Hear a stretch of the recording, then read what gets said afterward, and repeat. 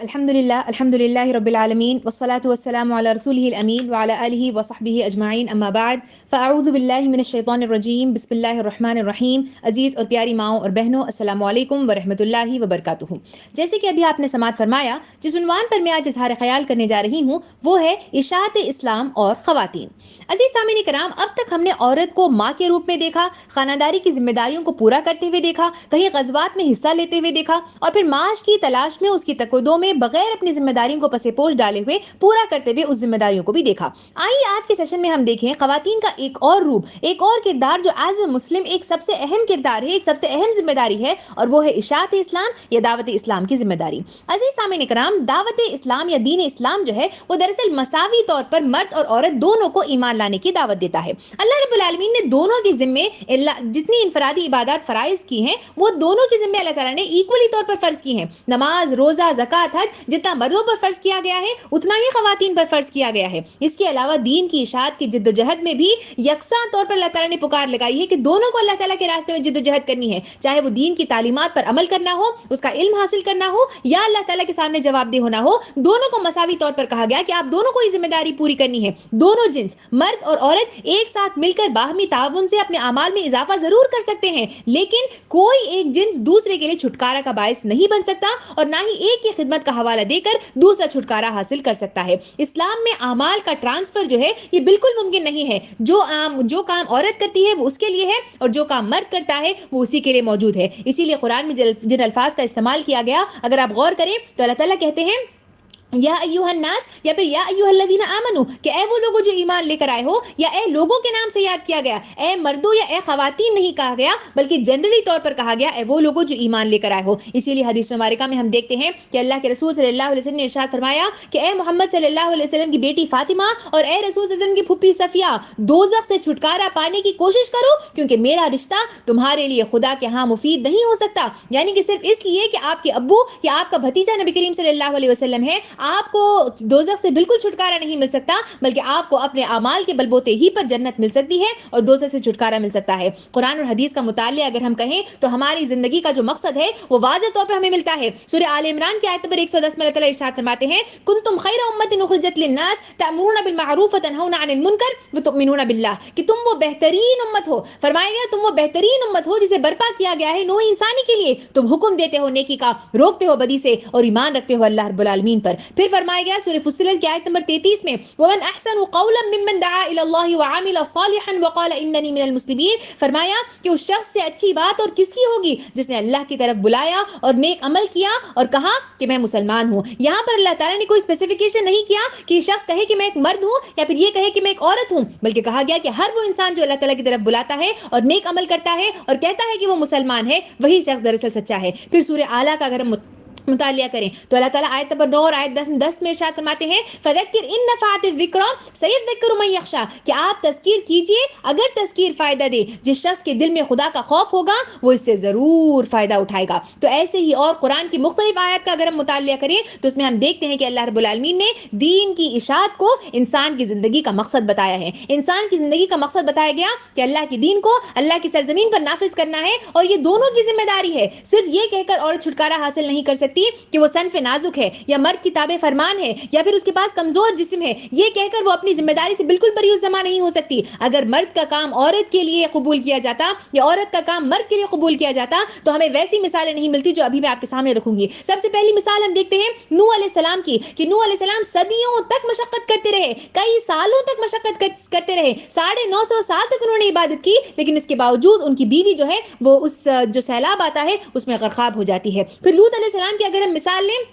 تو لوط علیہ السلام کے اٹھائے ہوئے مصائب، جتنے مشکلات انہوں نے زندگی میں اٹھائے تھے، ان تمام مصائب کے باوجود ان کی بیوی کو نہیں بچایا جاتا، بلکہ وہ بھی جو ہے عذاب کا شکار ہو جاتی ہے۔ پھر ہم آسیہ علیہ السلام کی مثال لیتے ہیں۔ آسیہ علیہ السلام وہ بہترین خاتون جو نبی کریم صلی اللہ علیہ وسلم نے اپنی حدیث مبارکہ میں 4 خواتین کے نام گنوائے، ان میں سے جو ایک خاتون تھی وہ آسیہ علیہ السلام تھی۔ بجائے اس کے کہ وہ فرعون کی بیوی تھی، اتنی ساری عبادت کرتی تھی، لیکن پھر بھی اللہ رب العالمین فرعون کو جو ہے غرقاب کر دیتا ہے، آسیہ علیہ السلام کو بچا لیتا ہے، فرعون کو غرقاب معاف کر دیا جاتا ہے اور آنے والی انسانیت تک کے لیے اسے مثال بنا کر چھوڑ دیا جاتا ہے۔ غرض عزیز سامعین کرام، ان تمام باتوں کو سامنے رکھنے کا مقصد یہ ہے اور اس سے مراد یہ ہے کہ جو انسان جتنی غفلت برتے گا، جو اس کی ذمہ داری ہے اسے جتنی غفلت برتے گا، اتنا ہی ہلکا اس کا نامہ اعمال ہوگا، اتنا ہی بے وزن اس کا نامہ اعمال ہوگا اور اسی کے حساب سے اسے اللہ تعالیٰ کے سامنے جواب دہی دینی ہوگی۔ عزیز سامعین کرام، ان تمام باتوں کو سامنے رکھتے ہوئے اب آئیے تاریخ کے صفحات کو پلٹتے ہیں، کچھ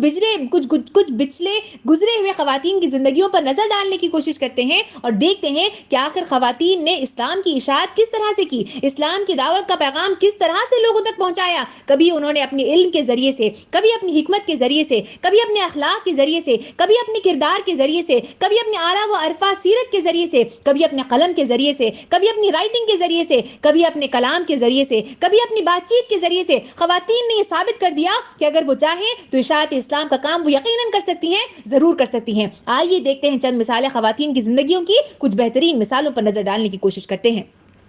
سب سے پہلے ایمان مفصل اور رسول صلی اللہ علیہ وسلم سے بے انتہا محبت کی ایک بہترین مثال ہمیں ملتی ہے اس خاتون کی۔ جنگ احد کا موقع ہے جہاں پر ایک انصاری عورت کے اوپر غم کا پہاڑ ٹوٹ پڑتا ہے، اس عورت کے بھائی، اس کے شوہر تمام اس جنگ میں شہید ہو جاتے ہیں۔ تصور کیجئے سامعین کرام کہ کیا حالت ہونی چاہیے اس عورت کی جس کی زندگی میں ایک ساتھ ایک دم سے اتنے سارے غم کے پہاڑ ٹوٹ پڑتے ہوں۔ ایک عورت کی زندگی میں اتنے قریبی عزیزوں کا ایک ساتھ مر جانا گویا کہ دنیا میں اندھیرے کا پھیل جانا ہوتا ہے، یہ یقیناً اس کے لیے بہت بڑی آزمائش کا مرحلہ تھا، لیکن ایسے حالات میں بھی اللہ کے رسول صلی اللہ علیہ وسلم سے اس کی محبت کی بہترین مثال ہمارے سامنے پیش کرتی ہے اور سارے رشتے اس کے سامنے ہیچ ہو جاتے ہیں۔ باپ اللہ تعالیٰ کو پیارے ہو گئے، بھائی اللہ تعالیٰ کی راہ میں شہید ہو جاتا ہے، شوہر بھی عمر بھر کو داغ دے دیتا ہے، ساری زندگی سونی ہو جاتی ہے اور وہ عورت میدان جنگ کی طرف سے آنے والوں کے صرف اور صرف ایک سوال پوچھتی ہے بتائیے رسول صلی اللہ علیہ وسلم کیسے ہیں، بتائیے رسول صلی اللہ علیہ وسلم کیسے ہیں، بتائیے رسول صلی اللہ علیہ وسلم کیسے ہیں۔ آپ صلی اللہ علیہ وسلم کی خیریت دریافت کرتی ہے۔ سبحان اللہ، جیسے ہی اس عورت کو اس بات کی خبر ملتی ہے کہ نبی کریم صلی اللہ علیہ وسلم خیریت سے ہیں تو اطمینان محسوس کرتی ہے اور پکار اٹھتی ہے کہ آپ صلی اللہ علیہ وسلم اگر سلامت ہیں تو کوئی مصیبت ہم پر بھاری نہیں ہو سکتی اور میں سب کچھ گوارا کر سکتی ہوں۔ قربان جائیے اس محبت پر جس کی بہترین مثال اس عورت نے پیش کی۔ اس کامل ایمان کی نشانی کو پڑھ کر عقل حیران رہ جاتی ہے، دنگ رہ جاتی ہے کہ کیا زندگی تھی ان لوگوں کی کہ اللہ اور رسول سے محبت ہی ان کی زندگی کا کل سرمایہ تھا۔ یہی جذبہ محبت کا سہارا ہوتا ہے جو بڑے سے بڑے مصائب اور شدائد کا مقابلہ کرنا بھی انسان کے لیے آسان کر دیتا ہے۔ آج ہم اس حدیث کو بآسانی پڑھ لیتے ہیں جسے انس رضی اللہ عنہ روایت کرتے ہیں کہ رسول خدا صلی اللہ علیہ وسلم نے ارشاد فرمایا کہ کوئی تم میں مومن نہیں ہو سکتا جب تک کہ میں اس کے نزدیک اس کے باپ، اس کے بیٹے اور دوسرے تمام آدمیوں سے زیادہ محبوب نہ ہو جاؤں۔ لیکن اس کی بہترین مثال جو اس خاتون نے پیش کی وہ اس وقت کے صحابہ کے لیے بھی بہترین مثال تھی اور رہتی دنیا تک کے لیے، آنے والے تمام لوگوں کے لیے وہ ایک بہترین مثال رہے گی اور اسلامی روح کو بیدار کرنے میں ایک اہم کردار ادا کرتی رہے گی۔ پھر آئیے چل کر دیکھتے ہیں، بات کرتے ہیں 1400 سال پہلے کی بات، انتہائی ظلم اور ستم اور غیرت گری کا وہ واقعہ ہم دیکھتے ہیں اس وقت کا جب کہ ہر طاقتور کمزور کو ستانے میں کوئی کسر نہیں چھوڑ رہا تھا، چاروں طرف برائیاں عام ہو گئی تھیں اور شرک اور بت پرستی کا بازار گرم ہو چکا تھا۔ ایسے حالات میں جب پیارے نبی صلی اللہ علیہ وسلم چراغ روشن لے کر اس دنیا میں آتے ہیں اور لوگوں کو اللہ تعالیٰ کی طرف بلاتے ہیں تو شیطان کا کان کھڑے ہو جاتے ہیں، وہ اپنے گروہوں کو ہوشیار کر دیتا ہے جس کی بنا پر مشرکین اور کافرین دونوں مل کر مسلمانوں پر ستم کا پہاڑ ٹوٹ پڑتا ہے ان لوگوں کے اوپر۔ ایسے ماحول میں ایک خاتون کا ذکر آتا ہے، عمار بن یاسر رضی اللہ عنہ کی ماں حضرت سمیہ رضی اللہ عنہا، جو مکہ کے مشرک سردار ابو حذیفہ بن مغیرہ کی باندی ہوا کرتی تھی۔ جب انہوں نے اسلام قبول کیا، تصور کیجئے سامعین کرام، یہ اس وقت کی ہم بات کر رہے ہیں جب اسلام کی اشاعت کھلے عام نہیں ہو رہی تھی۔ جب مشرک سردار کو اس کی اطلاع ملتی ہے تو حضرت سمیہ رضی اللہ عنہا کو گرم لیت پر لٹایا جاتا ہے۔ عرب کی گرمی کیا ہوتی ہے سامعین کرام، اس سے ہم بخوبی واقف ہیں۔ دن کے 3-4 گھنٹے بھی بنا اسی کے گزارے تو بڑی بات ہوتی ہے۔ ایسے حالات میں گرم لیت پر اسے لٹایا جاتا ہے، چابک مارا جاتا ہے، یعنی کہ کوڑے برسائے جاتے ہیں، بھوکا پیاسا انہیں رکھا جاتا ہے، آپ کی آنکھوں کے سامنے آپ کے بیٹے عمار بن یاسر رضی اللہ عنہ کو پانی میں گھوٹ دیا جاتا ہے۔ اس ماں کے دل پر کیا بیتی ہوگی، کیا گزری ہوگی، کیا ستم اس پر ٹوٹ پڑا ہوگا، تصور کیجئے سامعین کرام، تصور کیجئے۔ لیکن سمیہ رضی اللہ عنہا کا کردار دیکھیے، ایسی ہمت والی مستقل مزاج خاتون تھی کہ سخت سے سخت ابتلا کو بھی خاطر میں نہیں لاتی۔ ابو جہل غصے میں آتا ہے، پوچھتا ہے کہ بتا تیرا خدا کون ہے، لات اور عزا یا محمد کا خدا ہی تیرا خدا ہے؟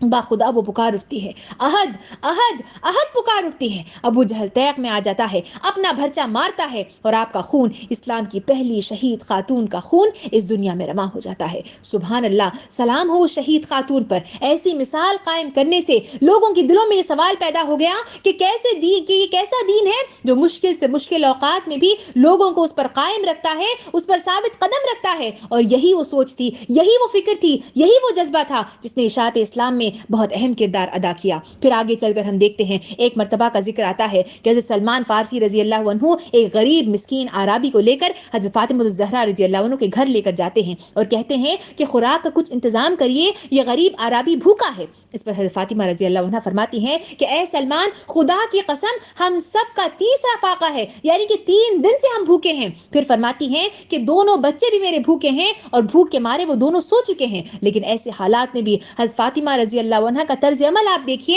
وہ فرماتی ہیں کہ سائل کو میں اس طرح خالی ہاتھ نہیں بھیج سکتی ہوں۔ پھر کہتی ہیں کہ یہ لو میری چادر اور جا کر شمون یہودی کے پاس لے جاؤ اور اس سے کہو کہ شاید اس چادر کے بدلے اس سائل کو کچھ غلہ ہی وہ دے دے۔ سلمان فارسی رضی اللہ عنہ بالکل ایسا ہی کرتے ہیں، اس غریب عربی کو لے کر اپنے ساتھ اس یہودی کے گھر جاتے ہیں اور اس یہودی کے سامنے ساری بات پیش کرتے ہیں، سارا معاملہ پیش کرتے ہیں، سارا ماجرا پیش کرتے ہیں کہ کیوں حضرت فاطمہ رضی اللہ عنہا نے اپنی چادر بھیجی ہے اور کیسے ان کے گھر میں فاقوں کی زندگی گزر رہی ہے۔ جب یہ بات اور یہ کیفیت وہ یہودی اپنے کانوں سے سنتا ہے تو حیران، پریشان اور دنگ رہ جاتا ہے، پکار اٹھتا ہے کہ اے سلمان، خدا کی قسم، خدا کی قسم اے سلمان، یہ وہی لوگ ہیں جن کی خبر توریت میں دی گئی تھی۔ گواہ رہنا اے سلمان، میں اسلام قبول کرتا ہوں، اسلام قبول کرتا ہوں، اسلام قبول کرتا ہوں۔ اس کے بعد کچھ غلہ نکال کر سلمان فارسی رضی اللہ عنہ کو دیتا ہے۔ فاطمہ رضی اللہ عنہ کی جو چادر تھی وہ بھی واپس بھیج دیتا ہے۔ حضرت ام حسین رضی اللہ عنہا اپنے ہاتھوں سے اس اناج، پیسے اور جلدی سے کچھ روٹی بناتی ہیں اور حضرت سلمان فارسی رضی اللہ عنہ کو دے دیتی ہیں۔ سلمان رضی اللہ عنہ کہتے ہیں کہ اے ام حسین، اپنے بھوکے بچوں کے لیے اس میں سے کچھ رکھ لیجئے۔ جواب میں حضرت فاطمہ رضی اللہ عنہا فرماتی ہیں، سلمان، جو چیز خدا کی راہ میں دے چکی ہوں وہ میرے بچوں کے لیے جائز نہیں ہو سکتی۔ سبحان اللہ۔ عزیز سامعین کرام، قربان چاہیے اس خاتون پر جس کے اخلاق اس قدر اعلیٰ تھے، اس قدر عرفہ تھے، اس قدر بہترین تھے کہ ایک یہودی ایمان لے آنے پر مجبور ہو جاتا ہے۔ یہ ہوتی ہے سائلنٹ دعوت، یہ ہوتی ہے سائلنٹ اشاعت اسلام کا کام، جس کا انداز، جس سے اسلام کئی گھروں تک پہنچ جاتا ہے۔ پھر آگے ہم دیکھتے ہیں ایک اور صابرہ اور شاکرہ خاتون کا ذکر ہمیں ملتا ہے جس کا نام معاذ بنت عبداللہ تھا، جو بصرہ میں رہا کرتی تھی۔ ایک بار کا ذکر آتا ہے کہ ان کے شوہر اور بیٹے جہاد کے لیے گھر سے دور چلے جاتے ہیں اور اسی سال اتفاقاً دونوں بھی میدان جنگ میں شہادت پا لیتے ہیں اور پھر اللہ تعالیٰ کے پاس چلے جاتے ہیں۔ یہ دردناک خبر جب بصرہ پہنچتی ہے تو آس پڑوس کی جو خواتین تھیں انہیں خیال آتا ہے کہ ہمیں معاذ کے پاس جانا چاہیے، اور کیونکہ ان کے اوپر ایسا سخت مرحلہ گزر رہا ہے اور وہ بہت ہی سخت مرحلے سے گزر رہی ہیں، شوہر اور بیٹے کے مرنے سے یقیناً انہیں ناقابل برداشت صدمہ پہنچا ہوگا، اسی لیے ان کی ڈھارس بندھانے کے لیے، صبر کی تلقین کرنے کے لیے وہ خواتین ان کے گھر پہنچتی ہیں۔ لیکن جب معاذ بنت عبداللہ رضی اللہ عنہا ان کو اپنے گھر کے پاس آتے ہوئے دیکھتی ہیں تو فرماتی ہیں، اے بیویو، فرماتی ہیں اے بیویو، اگر تم مجھے میرے شوہر اور بیٹی کی شہادت کے سلسلے میں مبارکباد دینے کے لیے آئی ہو تو مرحبا سے مرحبا، شوق سے آؤ، لیکن اگر تم کوئی اور نیت سے یہاں پر آئی ہو تو خدا حافظ، جاؤ اور اپنے گھر سدھارو۔ عزیز سامعین کرام، تصور کیجئے، شوہر گزر گئے، بیٹا نہ رہا تو عورت کس صدمے سے گزر رہی ہوگی۔ ایسے خواتین کی آج دین کو ضرورت ہے جو اسلام کی اشاعت کے لیے اپنا سب کچھ قربان کرنے کے لیے تیار ہو جائیں، اپنے سب سے قیمتی متاع کو اللہ تعالیٰ کے راستے میں قربان کرنے کے لیے تیار ہو جائیں۔ اسی لیے اللہ تعالیٰ قرآن مجید میں سورہ آل عمران کی آیت نمبر 92 میں ارشاد فرماتے ہیں، لن تنالوا البر حتى تنفقوا مما تحبون، کہ تم نیکی کے درجے کو اس وقت تک نہیں پہنچ سکتے جب تک وہ چیز اللہ تعالیٰ کے راستے میں نہ قربان کر دو جو تمہیں سب سے زیادہ عزیز تر ہو۔ یہاں پر ہم دیکھتے ہیں کہ اس بہترین مثال کو قائم اس عورت نے کیا، اسلام کا بول بالا بھی کیا اور اپنے بیٹے کو اور اپنے شوہر کو اللہ تعالیٰ کے راستے میں جہاد کرنے پر بھی وہ اکساتی رہی۔ پھر ہم آگے چل کر دیکھتے ہیں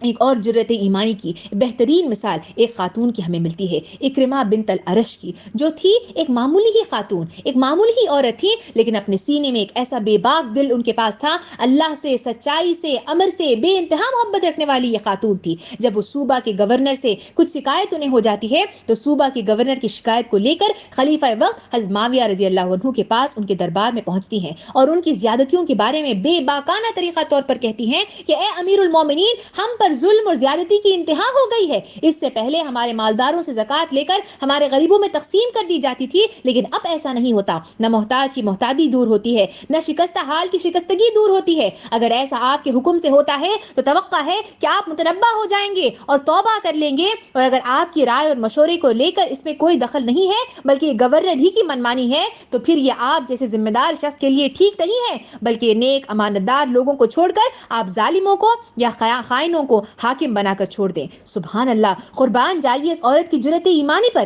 حضور کریم صلی اللہ علیہ وسلم کی وہ حدیث کہ جہاں آپ سے نے ارشاد فرمایا کہ جہاں جہاں پر تم برائی ہوتے ہوئے دیکھو اپنے ہاتھ سے روکنے کی کوشش کرو, اگر ہاتھ سے نہ روک سکو تو اپنی زبان سے روکنے کی کوشش کرو, زبان سے نہ روک سکو تو اپنے دل میں برا محسوس کر لو, اور یہ ایمان کا سب سے کم تر درجہ ہے. اس حدیث کی بہترین پیکر جب یہ خاتون بنتی ہے تو حضرت معاویہ رضی اللہ عنہ پر اس کی باتوں کا اتنا گہرا اثر پڑتا ہے, اتنا گہرا اثر پڑتا ہے کہ وہ معذرت کرتے ہیں اور عدل و انصاف سے کام لینے کا اسی وقت فرمان جاری کر دیتے ہیں. اس طرح وہ خاتون اسلام کا صحیح پیغام اور اس کی صحیح یاد دہانی خلیفہ وقت کے سامنے کر دیتی ہیں. آج ہم ہمارے سامنے دین کا گلا گھونٹتے ہوئے اپنے رشتہ داروں کو دیکھتے ہیں تو کیا ہم ان کے خلاف آواز اٹھاتے ہیں؟ کیا ہماری آواز اس کے خلاف اٹھتی ہے؟ کیا ہم دین کی صحیح بات ان کے سامنے رکھنے کی کوشش کرتے ہیں؟ دنیا کی تمام باتیں ہو جاتی ہیں لیکن اس کے لیے ہماری آوازیں بند ہو جاتی ہیں. اس خاتون نے اس مثال کے ذریعے سے اس بات کو ثابت کر دیا کہ انصاف کا گلا اگر کہیں گھونٹا جا رہا ہو, دین کی تعلیمات کی خلاف ورزی کی جا رہی ہو, تو دین کی اشاعت اس کے قیام کے لیے ہمت سے کام لینا ایک عورت کی, ایک مرد کی تمام کی ذمہ داری ہوتی ہے. شاعر نے کیا خوب کہا ہے, آئی نئے جوان مردان حق گوئی وہ بے باکی, آئین جوان مردان حق گوئی وہ بے باکی, اللہ کے شیروں کو آتی نہیں روباہی. ایسی ہی جرأت ایمانی کی ایک اور مثال ایک اور خاتون کی ہم لیتے ہیں. عبداللہ بن فرزدق کا ذکر آتا ہے کہ وہ ایک خلیفہ کے محاسب تھے. ایک دن وہ اتنی شراب پیتا ہے, اتنی شراب پیتے ہیں, اتنی شراب پیتے ہیں کہ اس کی وجہ سے بے ہوش ہو جاتے ہیں, یہاں تک کہ ان کی نماز قضا ہو جاتی ہے. ان کی خادمہ کا ذکر آتا ہے جو کہ بہت ہی خدا پرست اور نیک خاتون تھی. وہ جان بوجھ کر دیدہ و دانستہ آگ کی ایک چنگاری کو لے کر عبداللہ کے پیر پر ڈال دیتی ہیں. جیسے ہی وہ درد اور کرب انہیں محسوس ہوتا ہے تو عبداللہ فوراً اٹھ جاتے ہیں اور بےتاب ہو کر پوچھتے ہیں کہ آخر اس بے ادبی کی کیا وجہ ہے کہ مالک سو رہا ہے اور خادمہ جو ہے جس کی ذمہ داری ہے کہ وہ خدمت کرے اس کے پیر پر آگ کی چنگاری ڈال دیتی ہے. اس پر وہ خادمہ جواب دیتی ہے, کہتی ہے کہ جناب میں نے چنگاری اس لیے ڈالی ہے کہ آپ کو اس بات کا احساس ہو کہ یہ دنیا اور یہ دنیا کی چیزیں اور یہ کاروبار کوئی بھی اندھیر نگری کی چوپٹ راجا کا کاروبار نہیں ہے, بلکہ اللہ ہی نے اسے بنایا ہے اور ہر آن اللہ ہی اسے دیکھ رہا ہے. وہ اچھے کاموں سے خوش ہوتا ہے اور برے کاموں سے ناراض ہو جاتا ہے. برے آدمیوں کے لیے اس نے دوزخ بنائی ہے جہاں زبردست آگ روشن اس نے کر رکھی ہے, اور اس کی وجہ سے کہا کہ آپ خود سوچئے کہ جب دنیا کی ذرا سی چنگاری آپ کو بے قرار کر دیتی ہے تو دوزخ کی ہولناک آگ کو آپ کیسے برداشت کر سکتے ہیں. یہ کہنا تھا اس عورت کا کہ ابن فرزدق کے دل پر یہ بات اتنی گہرا اثر پیدا کر دیتی ہے کہ اسی وقت اٹھ جاتے ہیں, نماز پڑھتے ہیں, وضو کرتے ہیں, نماز پڑھتے ہیں, توبہ کرتے ہیں, اپنا سارے کا سارا مال اللہ تعالیٰ کے راستے میں لٹا دیتے ہیں اور خلیفہ کی مصابیحت کو چھوڑ کر دوسرا کام اختیار کرنے لگ جاتے ہیں. سبحان اللہ. عزیز ماں اور پیاری بہنوں, اس سے معلوم ہوتا ہے کہ اگر دل میں ایمان خالص موجود ہو تو انسان برائی کو دیکھ کر تڑپ جاتا ہے, بے چین ہو جاتا ہے, عجیب سی بے چینی اسے محسوس ہوتی ہے اور اسلام کی اشاعت کی خاطر اس کی روک تام کرنے وہ لگ جاتا ہے, اور اسلام کا بول بالا ٹھیک اسی وجہ سے ہوتا ہے.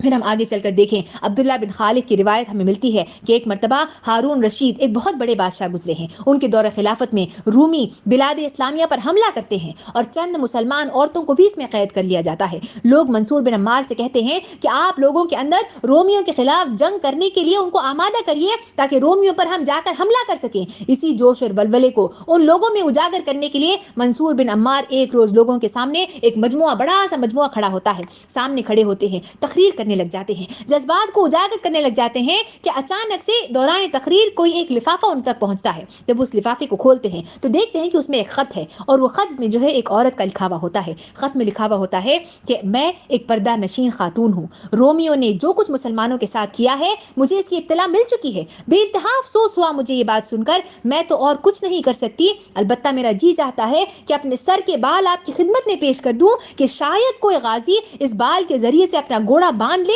اور اس کا استعمال کرنے کے ذریعے سے اللہ تعالیٰ اس وجہ سے میری مغفرت فرما دے۔ عبداللہ فرماتے ہیں کہ جس وقت وہ یہ خط پڑھ رہے ہوتے ہیں تو پورا مجموعہ زار و قطار رونے لگ جاتا ہے۔ سبحان اللہ، دین سے اخلاص اور محبت کا یہی تعلق تھا کہ جنگ اور جہاد جو اصل طور پر مردوں کے لیے ایک مردانہ کام تھا، خواتین بھی اس کے لیے بے قرار رہتی تھیں، بے چین رہتی تھیں۔ یہی وہ مخلصانہ جذبہ تھا کہ وہ مرد جنہیں جگانے کے لیے تقریر کی جا رہی تھی، وہ مرد جن کے لیے وہاں پر کھڑے ہو کر کہا جا رہا تھا کہ وہ جنگ کے لیے تیار ہو جائے، وہاں پر ایک ایسی خاتون موجود تھی جو پہلے ہی سے اپنی ہر چیز کو قربان کرنے کے لیے تیار تھی، جہاد کرنے کے لیے پوری طریقے سے تیار تھی۔ آج اگر دین اگر ہم تک پہنچا ہے تو وہ ایسے ہی پرخلوص اور للہیت رکھنے والے خواتین کی وجہ سے ہم تک پہنچا ہے۔ پھر اگر ہم سیرت کا مطالعہ کریں، سیرت کے صفحات کو پلٹیں اور اس کا مطالعہ کریں تو ہمارے سامنے ذکر آتا ہے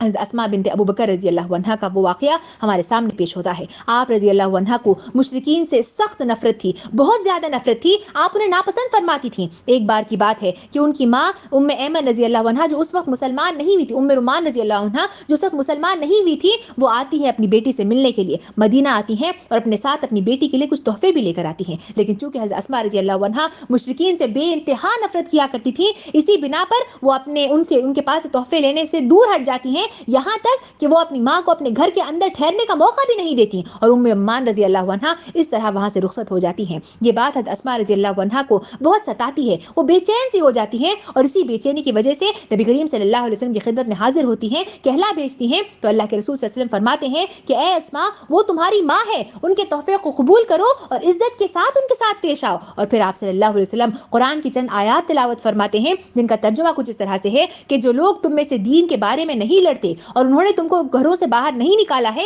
تو ان کے ساتھ احسان اور انصاف کا برتاؤ اختیار کرو۔ اللہ نے تمہیں ان سے نہیں روکا ہے، اللہ تعالیٰ انصاف کا برتاؤ کرنے والوں کو دوست رکھتا ہے۔ اللہ تعالیٰ تم کو انہی لوگوں سے دوستی کرنے کو منع فرماتا ہے جو تم سے دین کے بارے میں لڑتے ہیں اور جنہوں نے تمہارے گھروں سے نکالا ہے اور تمہارے نکالنے پہ تمہارے مخالفین کی مددگار انہوں نے کی ہے، ایسے لوگ ہیں جو سخت ظالم ہیں۔ یہ آیت کا سننا تھا کہ حضرت اسماء رضی اللہ عنہا اپنی سخت روش کو فوراً چھوڑ دیتی ہیں، ماں کی خدمت میں حاضر ہوتی ہیں، تحفے قبول کر لیتی ہیں اور اپنی ماں کی خود بخود جا کر خاطر مدارت بھی کرتی ہیں۔ سبحان اللہ، آفرین صد آفرین، جس خاتون کی زندگی کا ہر لمحہ اللہ کے اذن سے چلتا ہو، اس سے متاثر ہوئے بغیر کوئی کیسے رہ سکتا ہے؟ یہی وہ اخلاق تھے، یہی وہ ان کا کردار تھا کہ جس کی اسلام کو سب سے زیادہ ضرورت تھی، اور یہی ایک وجہ ہو سکتی ہے کہ جس کی بنا پر آگے چل کر ام رمان رضی اللہ عنہا خود اسلام قبول کرتی ہیں اور دائرہ اسلام میں داخل ہو جاتی ہیں، اور اس طرح اسماء رضی اللہ عنہا دین اسلام کی اشاعت میں اہم کردار ادا کرتی ہیں۔ پھر آگے چل کر ہم وہ واقعہ دیکھتے ہیں حضرت ام شریک اسلمیہ رضی اللہ عنہا کا۔ وہ مکہ مکرمہ جب آتی ہیں تو نبی کریم صلی اللہ علیہ وسلم سے وہاں پر ان کی ملاقات ہوتی ہے، اور اس کی میں جو ہے ایک یہودی شخص ان کا ساتھ دیتا ہے، جس کی وجہ سے نبی کریم صلی اللہ علیہ وسلم سے ان کی ملاقات ہو جاتی ہے۔ جب ملاقات کا شرف حاصل ہو جاتا ہے تو آپ رضی اللہ عنہ کے اندر دین کی اشاعت کا اتنا جوش، اتنا ولولہ پیدا ہو جاتا ہے کہ وہ قریش کے خواتین میں اسلام کی نشر و اشاعت اتنی زور و شور کے ساتھ کرنے لگ جاتی ہیں، قریش خواتین کے درمیان جاتی ہیں اور اللہ کا کلمہ سر بلند کرنے لگ جاتی ہیں۔ اور اس کے بعد جب تمام لوگوں کے سامنے یہ راز کھل جاتا ہے کہ وہ مسلمان ہیں تو جو اکابر مکہ ہوتے ہیں وہ فوراً انہیں پکڑتے ہیں اور وہاں سے جو ہے انہیں ان کے گھر کی طرف روانہ کر دیتے ہیں۔ آپ یہاں پر اس عورت کا کردار دیکھیے، اس عورت کا جذبہ دیکھیے کہ وہاں پر اسے معلوم ہے کہ دین کی اشاعت پبلکلی نہیں ہو رہی ہے، لیکن ایسے ماحول میں بھی دین کے لیے وہ تڑپ، دین کی اشاعت کے لیے وہ تڑپ اس کے اندر موجود تھی کہ سخت سے سخت مرحلے میں بھی قریش کے گھروں کے اندر گھس کر ان کے خواتین کو جو ہے وہ دعوت دینے لگ جاتی ہیں۔ پھر آگے چل کر جو ہے ایک اور جو ہمارے سامنے مثال پیش آتی ہے وہ حضرت ام حکیم بنت حارثہ رضی اللہ عنہا کی، جو کہ اکرمہ بنت ابو جہل رضی اللہ عنہ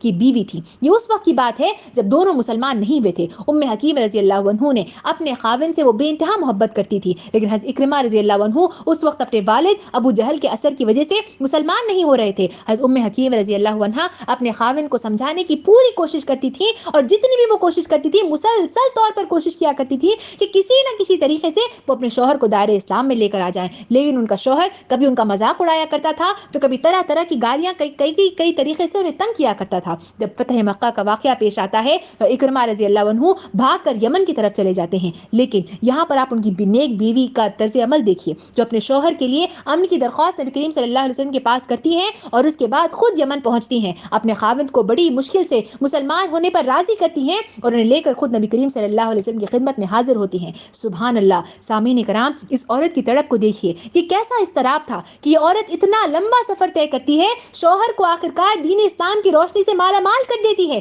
یہ تڑپ شوہر سے جدائی کی نہیں تھی، بلکہ یہ تڑپ تھی ایمان لانے والوں میں اضافہ کرنے کی طرف تھی۔ وہ شوق تھا، وہ جذبہ تھا، وہ ولولہ تھا، وہ چاہت تھی کہ ایک اور مرد کا اضافہ اگر میں کر سکتی ہوں دین اسلام میں تو کیوں نہ کروں۔ اور اس مصداق میں قو انفسکم و اہلیکم نارا، کہ اپنے آپ کو اور اپنے اہل و عیال کو دوزخ کی آگ سے بچاؤ، یہ ہوتی ہے اسلام کی اشاعت کی طلب، جس کے لیے بہترین کوشش اور بہترین جدوجہد کی مثال ہمیں ملتی ہے۔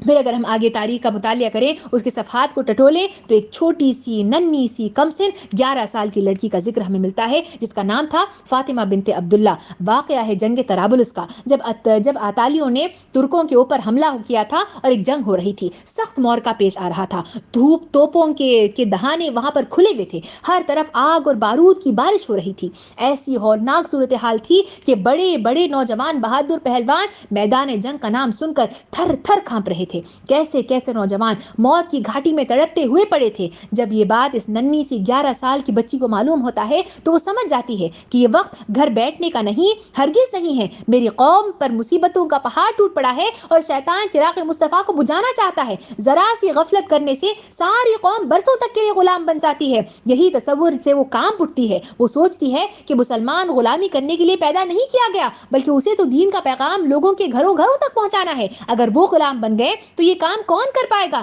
جس کے لیے اسے بھیجا گیا ہے۔ یہی وہ سوچ تھی کہ ننھی سی چھوٹی سی 11 سال کی گڑیا مجاہدین اسلام کے ساتھ اپنا گھر چھوڑ کر میدان جنگ کے خوفناک ماحول میں پہنچ جاتی ہے اور زخمیوں کو پانی پلانے لگ جاتی ہے۔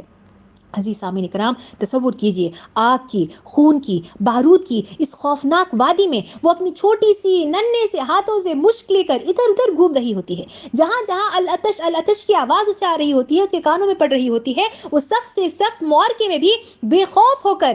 بے خوف و خطار جو ہے وہ فرشتے رحمت بن کر پہنچتی ہے اور زخمی مجاہدین کو پانی پلانے لگ جاتی ہے۔ پھر خود اپنی ننھی سی آنکھوں سے وہ دیکھتی ہے کہ اس کے والد اور اس کے بھائی اس کے آنکھوں کے سامنے شہید ہو جاتے ہیں۔ کئی سارے مجاہدین کی لاشوں کو وہ اپنی آنکھوں سے دیکھتی ہے۔ وہ ننھی سی بچی کے بارے میں تصور کیجئے، توپوں کے گولے اس کے سر کے اوپر سے گڑگڑاہٹ کے ساتھ زمین پر گر جاتے ہیں، لیکن اس ننھی سی بچی کی ایمانی کیفیت کو آپ دیکھیے، وہ بالکل نہیں رکتی۔ کوئی مجاہد جب اسے دیکھتا ہے تو اس کی معصومیت پہ دیکھ کر اسے ترس آ جاتا ہے، ترس کھا کر اسے روکنا چاہتا ہے کہ تم رک جاؤ، تم چھوٹی سی لڑکی ہو۔ اس پر اس کا جواب دیکھیے، کہتی ہے کہ ہم اللہ کے دین کے لیے لڑ رہے ہیں۔ اسلام کے دشمن اپنے ناپاک ارادوں سے چراغ حق کو بجھانا چاہتے ہیں۔ ہم ان بزدلوں کو مٹا کر دم لیں گے، اور جب تک کافروں اور مشرکوں سے اس زمین کو پاک نہ کر لیں گے، اس وقت تک چین کی سانس نہیں لیں گے، چاہے اس راستے میں ہماری جان ہی کیوں نہ چلی جائے۔ سبحان اللہ، اس چھوٹی سی ننھی سی مجاہدہ جوش اور خروش کو آپ دیکھیے کہ مجاہدین اسلام کے دلوں میں جب وہ دیکھتے ہیں کہ چھوٹی سی لڑکی کے اندر اتنا جذبہ موجود ہے، تو مجاہدین اسلام کے دلوں میں جرأت اور ہمت اور زیادہ بڑھ جاتی ہے۔ ایک نیا جوش، ایک نیا ولولہ، ایک نیا جذبہ پیدا ہو جاتا ہے، جسے وہ سرفروشوں کے سینوں میں آگ اور خون کی طرح چڑھ دوڑتے ہیں اور آخرکار دین حق کی عظمت اور عزت پر قربان ہو کر شہادت کا جام پی لیتے ہیں۔ اور اسی جنگ کے دوران وہ ننھی سی بچی بھی شہادت کا جام پی لیتی ہے۔ سبحان اللہ، قربان جائیے اس چھوٹی سی معصوم سی جذبہ ایمانی پر۔ جب انسان کے سینے میں اللہ کا ڈر، اس کا خوف ہو تو اس سے بڑھ کر اور کوئی چیز نہیں ہوتی، اور انسان بڑے سے بڑا کام کرتے وقت بھی گھبراتا نہیں، بلکہ آسانی سے تمام کام کر گزرتا ہے۔ عزیز سامعین کرام، یہ بات صرف ان پچھلے زمانے کی، اگلے پچھلوں کی یہ کہانیاں نہیں ہیں، بلکہ اگر ہم آگے کی زندگی پر بھی نظر ڈالیں اور دیکھیں تو ایسی کئی ساری خواتین تھیں جنہوں نے اشاعت اسلام میں بہت اہم کردار ادا کیا تھا۔ جہاں تک ہم احادیث کی حفاظت کے سلسلے میں بات کریں تو ایسی خواتین کا ہمیں ذکر ملتا ہے جن کا کنٹریبیوشن بہت ہی زیادہ اہم اور بہت زیادہ نمایاں تھا۔ وہ عظیم لوگ جنہوں نے احادیث کو مرتب کیا تھا، ان کو کمپائل کیا تھا، وہ بتاتے ہیں کہ کئی ساری ایسی خواتین ٹیچرز تھیں کہ جن کے ذریعے سے انہیں کمپائلیشن میں کافی مدد ملی تھی۔ ابن حجر کہتے ہیں کہ انہوں نے 53 خواتین کی مدد لی تھی اور ساری احادیث کو اکٹھا کیا تھا۔ 5ویں اور 6ٹھی صدی کی بات ہے یہ، کہ اس میں ذکر آتا ہے فاطمہ بنت الحسن ابن علی ابن داق ابن القشیری کا، جو ایک حدیث کی اسکالر یا عالمہ تھیں، ان کا ذکر آتا ہے کہ وہ بے حد متقی خاتون تھیں، اور خطاطی یعنی کہ کیلیگرافی میں بھی انہوں نے مہارت حاصل کی تھی، اور ساتھ ساتھ احادیث کے سلسلے میں معلومات کا معیار ان کا کافی اونچا تھا۔ ایک اور خاتون کا تذکرہ آتا ہے کریمہ المروزیہ کا، جو ذکر آتا ہے کہ احادیث کے معاملے میں ان کا علم اتنا وسیع تھا کہ اس دور کے اہم اور بڑے عالم ابو ذر نے اپنے طلباء کو خود مشورہ دیا تھا کہ وہ اگر صحیح احادیث کے متعلق کوئی علم حاصل کرنا چاہتے ہیں تو کریمہ سے بہتر اور کوئی نہیں ہو سکتا۔ گویا کہ احادیث کا صحیح علم لوگوں تک پہنچانے میں بھی خواتین نے اہم کردار ادا کیا ہے۔ عزیز سامعین کرام، عزیز اور پیاری ماں اور بہنوں، یہ ولولہ انگیز کہانیوں کا سلسلہ یہاں ختم نہیں ہوتا، بلکہ سیرت ایسے ہزاروں خواتین کی مثالیں پیش کرتی ہے جو اٹھتے بیٹھتے لیٹتے ہر لمحے کو، اپنی ہر سانس کو اللہ تعالیٰ کے لیے قربان کرنے کے لیے تیار ہوتے تھے۔ ان خواتین نے جب کلمہ طیبہ پڑھا تو پورے دل سے اسے قبول کیا اور یہ بات ذہن نشین کر لی کہ ہم ہر لمحے اپنے اعمال کے ذریعے، اپنے کردار کے ذریعے، اپنے اخلاق کے ذریعے سے دعوت اللہ کا کام ضرور انجام دیں گی۔ یہ کام یقیناً کوئی آسان کام نہیں ہے۔ شاعر نے کہا، یہ شہادت گہے الفت میں قدم رکھنا ہے۔ لوگ آسان سمجھتے ہیں مسلمان ہونا۔ سوال یہ پیدا ہوتا ہے کہ آج ہمارے دلوں میں کیا اللہ تعالیٰ سے وہ محبت، اللہ کے دین سے وہ محبت اور وہ لگاؤ کیا ہمارے دلوں میں موجود ہے؟ کہ ہم اللہ کے دین کے لیے مناسب طریقہ اختیار کرنے کے لیے، مصائب جھیلنے کے لیے، کیا آج میں تیار ہوں؟ کیا آپ تیار ہیں؟ افسوس، صد افسوس کہ لوگ مسلمانوں کے کردار کو دیکھ کر آج قریب ہونے کی بجائے مسلمان اور اسلام سے دور ہوتے ہوئے چلے جا رہے ہیں۔ چھوٹی چھوٹی باتوں کو ہم خواتین دل پر لے کر بیٹھ جاتی ہیں، سالوں سال گزر جاتے ہیں، لیکن کینہ، حسد، بغض، عداوت، دل میں نفرت ختم ہونے کا نام نہیں لیتی ہے۔ اس طرح ایک میلے کچیلے دل کے ساتھ کیا اشاعت اسلام کا کام کیا جا سکتا ہے؟ کیا نہ خلق القرآن، آپ صلی اللہ علیہ وسلم قرآن کا چلتا پھرتا نمونہ تھے کہ جہاں تک بات کی گئی ہے آج ہم قرآن کا عملی نمونہ بننا تو دور کی بات ہے، ہم تو یہ بھی نہیں جانتے کہ قرآن ہم سے کیا کہتا ہے، یہ بھی نہیں جانتے کہ حضور صلی اللہ علیہ وسلم کی سیرت ہمیں کیا سکھلاتی ہے، یہ بھی نہیں جانتے کہ اسلام کیا ہے۔ اسلام کے متعلق کوئی چھوٹا سا سوال اگر ہم سے آ کر کرتا ہے تو ہمارے پاس اس کا کوئی جواب نہیں موجود ہوتا۔ تو پھر بتائیے سامعین کرام، اسلام کیوں کر پھیلے، کیسے پھیلے، کیسے لوگوں کی دلوں تک دین کا پیغام پہنچ سکے؟ 5 وقت کی نمازوں کو پڑھ کر اگر ہم سمجھتے ہیں کہ ہم نے اپنی زندگی کا مقصد پورا کر لیا ہے تو ہرگز ایسی کوئی بات نہیں ہے۔ اللہ تعالیٰ کے راستے میں 100 سے 1 روپیہ زیادہ بھی اللہ تعالیٰ کے راستے میں دینا پڑے تو ہمارے دل میں بے سکونی ہمیں محسوس ہوتی ہے۔ بتائیے کیا اسلام اس طرح سے پھیل سکتا ہے؟ سوال پوچھیے اپنے آپ سے، اپنے دل سے پوچھیے کہ اگر آج اگلے لمحے ہماری زندگی ختم ہو جاتی ہے اور یہ ہماری زندگی کا آخری لمحہ ہوتا ہے تو اللہ تعالیٰ کے پاس پہنچ کر کیا ہم یہ بات کہہ پائیں گے کہ اے اللہ، جس مقصد کے لیے آپ نے مجھے بھیجا تھا میں نے وہ مقصد پورا کر دکھایا ہے؟ کیا میں یہ بات کہہ پاؤں گی؟ کیا آپ یہ بات کہہ پائیں گے؟ آج ہمارے پاس وقت ہے تو میسج کرنے کے لیے وقت ہے، آج ہمارے پاس وقت ہے تو دنیاوی کاموں کے لیے ہمارے پاس وقت ہے، بس وقت اگر نہیں ہے تو اللہ کے دین کے لیے ہمارے پاس کوئی وقت نہیں ہے۔ رمضان کا مہینہ آتا ہے، ہر سال آتا ہے، ہمارے پکوان میں کوئی کمی نہیں آتی، ہمارے دسترخوان ٹھیک اسی طرح سے ہر سال سجتے ہیں، ان میں کوئی کمی نہیں آتی، لیکن کیا ہمارے ایمان میں کیا تھوڑا سا بھی اضافہ ہوتا ہے؟ کیا رمضان سے گزر جانے کے بعد ہم اس کا بھرپور فائدہ اٹھا پاتے ہیں؟ شاعر نے کیا خوب کہا کہ وقت تجھ کو نہیں بندگی کے لیے، حق سے غافل ہے تو زندگی کے لیے، بندگی چھوڑ دی زندگی کے لیے، کیا یہی بس مسلمان کی پہچان ہے؟ عزیز ماؤں، صرف باتیں کر لینے سے، 4 آنسو بہا لینے سے اسلام کی اشاعت نہیں ہو سکتی ہے۔ ایک مسلمان گھر میں پیدا ہونا ہمارے لیے سعادت کی بات ہے، لیکن چونکہ اسلام ہمیں بغیر مانگے، بغیر سوچے سمجھے مل چکا ہے، ہم اس کی قدر نہیں کرتے، اس کی ویلیو نہیں کرتے۔ وقت آ گیا ہے عزیز سامعین کرام، اٹھ جائیے، خبردار ہو جائیے، اللہ کے لیے اپنے آپ کو اٹھانے کی کوشش کریے، اپنے کردار کو نبی کریم صلی اللہ علیہ وسلم کی مثال کی طرح بنانے کی کوشش کریے۔ نہ کر تو زمانے کی پرواہ ذرا، بس خدا سے تجمل دلوں کو لگا، تھام لے کر کے تو دامن مصطفیٰ۔ ہاں، یہی بس مسلمان کی پہچان ہے۔ جب دنیا کی ہزاروں خواتین نے اپنی تمام تر ذمہ داریوں کے ساتھ ساتھ یہ کر دکھایا ہے تو یہ کام یقیناً ہم میں سے ہر انسان کر سکتا ہے۔ اٹھیے، اپنی آواز کے ذریعے سے، اپنے قلم کے ذریعے سے، اپنے کردار کے ذریعے سے، اپنے گودوں کے ذریعے سے، اپنی صحیح تربیت کے ذریعے سے، اور خود اپنے آپ کو اسلام کا پیکر بنائیے اور اسلام کا پیغام لوگوں تک پہنچانے میں اہم کردار ادا کریے۔ اللہ رب العالمین سے دعا ہے کہ اللہ تعالیٰ ہمیں دعوت دین کا کام صحیح طریقے سے ادا کرنے کی توفیق عطا فرمائے، جو ذمہ داری اللہ تعالیٰ نے ہمیں دی ہے اس ذمہ داری کو پورا کرنے کی توفیق عطا فرمائے، اور جتنی بھی باتیں ہم کرتے ہیں، جتنے بھی کردار ہم نے خواتین کے دیکھے ہیں، تمام خواتین میں ڈھلنے کی اور کرداروں میں ڈھلنے کی اللہ تعالیٰ ہمیں توفیق عطا فرمائے۔ آمین وآخر دعوانا الحمدللہ رب العالمین، والسلام علیکم ورحمۃ اللہ وبرکاتہ۔